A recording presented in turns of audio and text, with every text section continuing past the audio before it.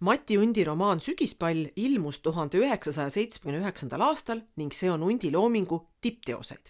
Sügispall on Eesti kirjanduses eriline nähtus. Seda peetakse nii modernismi kui ka postmodernismi klassikaks. Mati Unt tuli kirjandusse noore imelapsena 1963. aastal koolialmanahis Tipa-Tapa ilmunud lühiromaaniga Hüvasti kollane kass. Naiivse romaanina tituleeritud teos tekitas kirjanduselus suuri lainetusi. Raamatut peeti nõukogude ajale sobimatuks ja liiga vabameelseks. Samal ajal oldi rabatud verinoore autori läbinägelikkusest elu kirjeldamisel. Hüvasti kollane kass sai kiiresti üheks loetumaks teoseks ning Mati Undi nimi lendas komeedina kirjandustaevasse. Sügispall on Mati Undi 11. proosaraamat ja kõige hoolikamalt läbi komponeeritud romaan. Teos räägib 6 tegelasest, kes elavad Mustamäe uusrajooni anonüümses keskkonnas, puutuvad juhuslikult omavahel kokku, aga ei tunne üksteist. Tegelaste üldist elutunnetust iseloomustab üksindus ning võõrandumine elust ja teistest inimestest. Seda rõhutavad ka inimsuhted. Eero on lahutatud mees, Laura lahutatud naine, Teo ja August Kask poissmehed ning Peeter isata laps, kelle ema käib tööl. Niisiis tunnevad Sügispalli tegelased ennast nagu maailma nii-öelda heidetud olendid, neil ei ole õieti midagi, millest kinni haarata. Seetõttu on Sügispalli peetud ka Eesti kirjanduse eksistentsialismi klassikaks.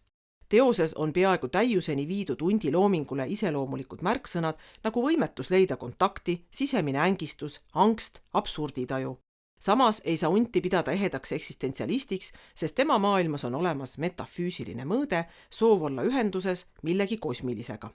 Unt ise oli päritolult maapoiss. Linn kui süsteem või hästi õlitatud masin nii köitis kui ka hirmutas teda. Ühes intervjuus ütles Unt, et Sügispall on romaan sellest, kuidas noor kultuurrahvas, põllupidaja rahvas nii kiiresti pidi linnastuma, et see tõi kaasa omalaadse šoki. Seda šokki tahtis ta Sügispallis kirjeldada. Kersti Kreismanni õe Sirje sõnul sai Unt romaani kirjutamiseks tõuke siis, kui ta ostis Pikksilma ja hakkas sellega uurima vastasmajas elavate inimeste elu. Romaani algse teema sõnastas Unt kui kodu, korter ja suurlinn. Ruumiteoreetilised küsimused hakkasid sel ajal Unti sügavamalt huvitama. Üks meeldejäävamaid tegelaskujusid on romaanis arhitekt Maurer, kes esitab moodsaid arhitektuuriutoopiaid ja imetleb hingetut linnakeskkonda. Arhitektid ja kunstnikud olid tihti külalised ka niinimetatud Mati Undi salongis, mis asus aadressil Mustamäe tee 185a nende ühises kodus Kersti Kreismanniga. Sagedasti olid kohal Vilem Künnapuu, Andres Tolts, Ando Keskküla, kirjanikest Mihkel Mutt, Paul-Eerik Rummo, Jaan Kaplinski, Hando Runne, Lain Kaalep, Juhan Viiding ja teised. Kreismann on meenutanud. Olime ööde kaupa üleval, rääkisime, arutasime, jõime kohvi, tegime võileibu, elasime seltsielu. Kõik aknad olid pimedad, ainult ühes korteris Mustamäel käis elu.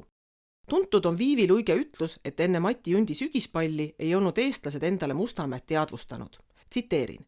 Me teame nüüd tagantjärele, mida me nägime, kui me nägime Mustamäed, kirjutab Luik.